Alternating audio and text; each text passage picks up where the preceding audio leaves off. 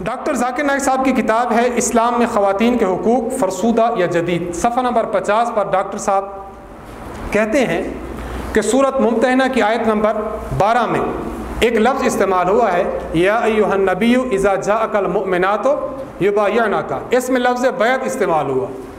لفظ بیعت کا ذاکر نائک صاحب معنی مفہوم یہ بیان کرتے ہیں کہ یہاں پر جو لفظ بیعت ہے یہ آج کل ہمارے ہاں جو ایک الیکشن ہوتا ہے، یہ الیکشن کے مفہوم اس میں آتا ہے۔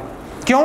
جناب رسول اللہ صلی اللہ علیہ وسلم رسول بھی تھے، حضور علیہ الصلوۃ والسلام مدینہ کی سلطنت کے سربراہ بھی تھے، عورتوں نے آپ سے بیعت کی، یعنی آپ کو مملکت کا سربراہ مانا ہے۔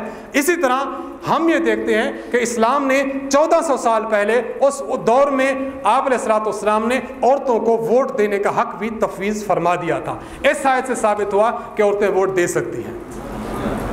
اندازہ کیجئے کہ شخص نے ووٹ دینے کے لیے کون سی آیت پیش کی ہے۔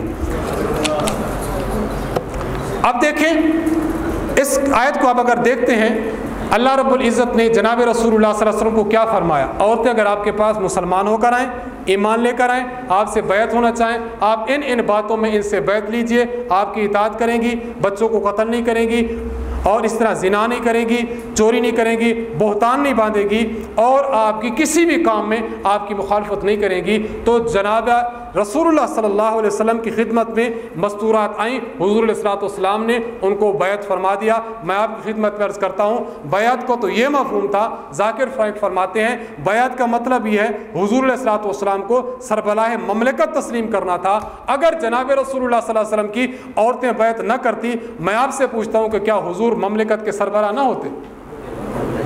یہ کیسی بات ہے کہ ان چیزوں کا تعلق، جن چیزوں کا تعلق کچھ خود قرآن کریم میں موجود ہے، آپ ان چیزوں کو نظر انداز کرتے ہوئے ایسی چیز کو لے رہے ہو کہ جس کا تذکرہ اس میں موجود ہی نہیں ہے۔